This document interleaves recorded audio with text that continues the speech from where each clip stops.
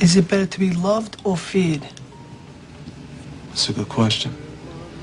It's nice to be both, but it's very difficult. But if I had my choice, I would rather be feared. Fear lasts longer than love. Friendships that are bought with money mean nothing. You see how it is around here. I make a joke, everybody laughs. I know I'm funny, but I'm not that funny. It's fear that keeps them loyal to me. But the trick is not to be hated. That's why I treat my men good, but not too good. I give them too much, then they don't need me. I give them just enough where they need me, but they don't hate me. Don't forget what I'm telling you. Anti-Afro Spingalis. I want to talk about misdemeanors and felonies and how sometimes the terms are used to escape and avoid facts. These terms are also used to escape and avoid responsibility and to minimize the crimes that they've engaged in. So what I say specifically, obviously, if someone makes a point to say they have misdemeanors and not felonies. Okay, so what you need to know, there are some misdemeanors that are catastrophic and life-changing, especially if they have anything to do with violence and any family or domestic violence related encounter. States may couch the language, family violence, domestic violence, interpersonal violence. When it comes down to statutes, it may not say domestic violence, the actual word. Just like rape. Some states call it sexual battery. They don't use the term rape. It depends on your state. You need to do the research. But the reason why I'm bringing this up, because there's an effort to minimize on the part of Remix what he claims to be his criminal record. Obviously, he knows his own criminal record better than anyone. The question is, has he been up front? The answer is no. But let me explain this, and I'm going to go back to the answer being no about being up front about his criminal record. What you see on screen is an amendment to the 1968 Gun Control Act. This law is very extensive. They found it necessary to implement this amendment. This amendment was passed in 1996. It was a lot more expeditious than the original Gun Control Act. They were just giving lip service to it after John F. Kennedy was assassinated. It wasn't until Martin Luther King Jr. was assassinated did they accelerate the passage of this law. There had been an extraordinary number of law enforcement officers who have domestic violence convictions, not just police departments, even in the military, private security, anybody serving in a law enforcement role. Yes, security is considered law enforcement. All different types of law enforcement jobs where people are required to carry a weapon, probation officers, FBI agents, just keep going. Name any type of potential law enforcement job you can think of where carrying a weapon is mandated. You carry the weapon on duty and you have the legal right to carry it off duty. So this law was passed in 1996 that changed the landscape drastically. You had so many officers of the law saying, well, I can't be fired because I don't have a felony. You can't take away my gun because it's a misdemeanor.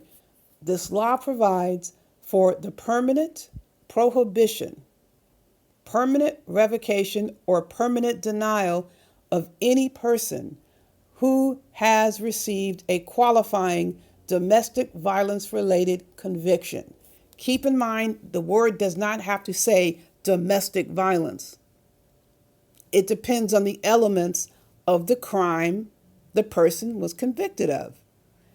It is a very vast number. Most crimes involving family violence and domestic violence, which includes child abuse.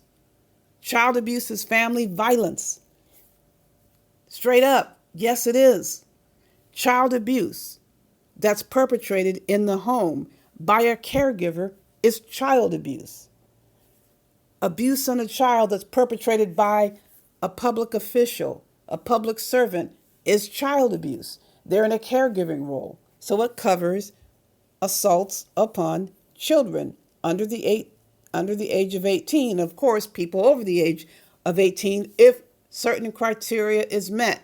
Now, there are other criminal acts that are misdemeanors on the state level that will ban you from carrying a weapon. That has nothing to do with domestic violence. And if you can't pass muster with the state, obviously you can't pass muster with the federal government because it goes hand in hand. You have to be qualified to bear arms or carry weapons or purchase weapons by the state that you reside in and the federal government. So it's a two-pronged test you have to meet. So what happened with this huge groundbreaking amendment to the original 1986 Gun Control Act, scores upon scores of police officers were fired. They lost their jobs. They couldn't carry weapons. The amendment applied retroactively. So it wasn't from this point forward, it's everyone at any time who's had a conviction and you're in law enforcement, you are going to lose your job. You can't carry the weapon. You are prohibited. Of course, it applies to people who are not in the law enforcement industry, but this industry was hit the hardest. So before you jump up and say a misdemeanor isn't a serious issue, it very much is. Whether or not Remix falls under the criteria based on convictions that he has experienced, remember, it doesn't have to say the words domestic violence. He can tell you whether or not he has a right to carry a weapon. Will he tell you the truth?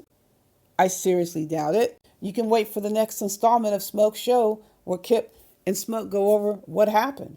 I think it's very important. This is someone, again, who ran around here passing judgment on everyone. I reserve judgment because I never saw anything. But now that I see it, I'm going to say something about it. It wouldn't matter whether or not I was rocking with Remix or not. If the facts come out, the facts come out. And I think it's outrageous how he's pretending that he doesn't have anything negative to say about children. Yes, he does. That attitude he demonstrated got progressively worse. He would start out with like the reciprocal insult, like if someone says something about your kid, well, F your kid too. That's not necessarily an attack on a child if you're just reciprocating like verbally, F your kids. They said F my kids, I said F your kids. Well, nothing's going to happen with that. That's not a crime. But he became more specific about targeting people because he was arguing with them. And he would move the conversation to their children. But then he says, like I've heard, people have told me, he says, I don't care what the AFW does, as long as if they just better not mess with my kids. No, Remix is the one bringing up children. What is the point to bring up children to us? We're not the ones who are bringing up people's kids. Whose kids have we brought up? They've tried so hard to run that Dumpsy D. Durrell thing. When that documentation was posted, I didn't have to. There's no legal prohibition or moral or ethical breach that I post the document as is. The person is not a minor. Even if it happened when they were a minor, there's no legal prohibition against me posting that document. But I was trying to focus specifically on Dumpsy's wife. So for that reason, I blacked out the name of the person who is now an adult. The person who punched his brother is 30 years old now? I don't have to cover up the name. No one can guilt me about what I'm saying or doing. And I find it hilarious how these subjects run around engaging in the worst atrocities you can imagine in these YouTube streets, targeting families. Remember Remix said on air in front of Corey's kid, that's not your child? Are you the father of that child? He thought it was funny. I wasn't joining in and laughing about it. I didn't tell Remix what to say. He said it. But he's running around here saying, you better not talk about my kids or XYZ. I don't give a damn about Remix's threats. He is the one who initiated attacks on children because he was mad at their parents. And he is not the only one, and by no means is he the first one. But he has engaged in that conduct. So I wanted to make sure it was clear. There is definitely a lot of steam, a lot of damage and a lot of destruction when it comes to multiple elements, multiple crimes that are classified as misdemeanors. And don't forget crimes of moral turpitude. Those can be misdemeanors and they can make it pretty hard for you to get along in life, especially our folks. I don't believe there's any black parent out there, show me, where they didn't tell you life is going to be rough enough being black. You add to it based on your decisions if those decisions are of the non-law abiding variety. I got to reemphasize, who cares about somebody else's kid who is now an adult if they're not on YouTube as far as comparisons and their criminal record? Make the comparison between you and that person, unless you want to bring in father, son, team. Bring in father, son, team, and then talk about criminal records. Like Remix, bring your dad on. Bring him on. Kip can bring his son on. Then you got a ball game. It's ridiculous to sit around here talking about his son's convictions when you're the one they're talking about. And I know Remix knows this. That's equity. It's not equity to jump up and keep talking about somebody's kid who's not even involved. And the disclaimer goes out. Do what the hell you want. It's a free country. Go for it. Don't forget everybody else has free speech rights. I'm talking about within the limits. He says he doesn't hit his kids. We don't know that. Maybe you do, maybe you don't. We do know you cold cocked your brother. So you're not up here on a pedestal of being a paragon of virtue. No, absolutely not. Remix, he does things and expects people to do what he wants, but he wants to make his own rules. And guess what he can do? Remix can make his own rules, but he can't force anybody else to abide by them. What Remix is attempting to do is drive attention away from the receipts. It's irrelevant how long ago the incidents occurred. Criminal records are not expunged unless you actually apply for expungement and the court allows it. But it's still going to come up in a system somewhere. As long as you've been fingerprinted, it's going to come up. So what are the rules about when something can be discussed? Because we do know if anyone else's criminal record has been brought up with additional details from the court, is Remix going to steer away from it? Does he have the power and the authority to tell people not to talk about it? Whoever wants to talk about it, then talk about it. You can't dictate to anyone what they can talk about just because you're the subject. Because if it was for anyone else, he would be talking about it. He'd be pointing it out. He'd be going over it. No one has to get your approval to talk about any sort of records that were retrieved. Talk about criminal activity that you were accused of. The same formula applies to everyone. Well, anyone's welcome to make up exceptions and pretend as though they apply. It's up to everyone to decide whether they're going to go for that shit. I'm going to talk about something that comes up that's relevant. It's relevant in every regard. Go to the courthouse, go to the sheriff's or the police department of Hamilton County and address it with them. But there is no stoppage if he wants to bring up somebody's background or criminal record or family history or children. He does what he wants to do. So what's good for the goose is good for the gander.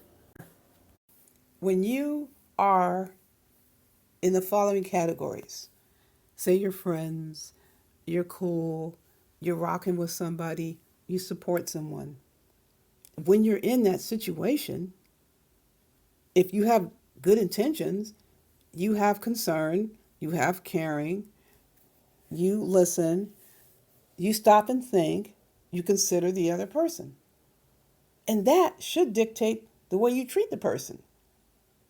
Where I come from, if I'm in that situation with someone, any of these categories, I don't have problems with people. Sure, we have hot debates, raving discussions, even shouting matches, getting our points across, but we don't abuse each other. So once you don't have that setup, and whoever decides to start talking greasy, to start lying, claiming they got emails and all this stuff, and they're going to bury you, and you afraid of them, the landscape changes. It would be abuse if the subject engaging in this aggressive behavior. Yeah, Remix is an example, but he's not the only one. It would be abuse if you continue to defer to the subject, give them consideration, give them respect, do all of the things that you would do to someone who is in the categories that I mentioned. If that situation does no longer apply, but you continue to act like that, that's abuse. You are agreeing to engage in an abusive relationship. And I don't have relationships with anybody that are classified as abuse. I'm not going to treat an aggressor. I'm not going to treat a backstabber. I'm not going to treat a liar. I'm not going to treat an ingrate like a friend. I'm just not going to do that. What I do is I avoid the subject. That's how I do it. I don't go looking for people that I'm not friends with or I'm not cool with without respect. I avoid them. That makes life so much more enjoyable. Now, we know out there in the world, you have to interact with people. They aren't your favorite person. You don't give a crap about them. You just do what you do. It doesn't involve aggravating, agitating, following them around, targeting them, leaving them messages on their pages. This is what subjects do in these YouTube streets. Yes, we have free speech. We are able to say what we want to say as long as who decides it's okay. That would be YouTube. YouTube is running the gig. There is nobody here YouTube streets who's going to tell me what the hell I'm going to say, how I feel, how I express. Yes, this includes you, Remix. I don't care if you get pissed off. So what? Do you care if anybody gets pissed off? You have never cared. So I don't give a damn if you get pissed off. If I want to say something, I'm going to get my ass up here and I'm going to say it. I don't give a damn if you get pissed. But I won't deal with nonsense. You can run around and say whatever the hell you want. I'm not engaging in a fake beef. I have something to say about the situation in your criminal record and I'm going to speak on it. If you don't like it, that's your problem. Your problem to deal with. I'm not going to sit here and be burdened or bogged down because you got an attitude about the fact that your shit is being put out here. You speak on everybody else's shit. Everybody can speak on yours. It's reciprocal. You don't have special rights and privileges. You don't like the setup or the situation or what someone is saying? That's for you to deal with. It's not my burden. And anyone who decides to take anyone's burden on because they're mad because you're speaking on them after they say whatever the hell they want about you, that's on you. You can deal with that any way you want to. If I so choose something that's worth talking about it, I'll just simply talk about it. I'm not going to give a damn what someone else thinks.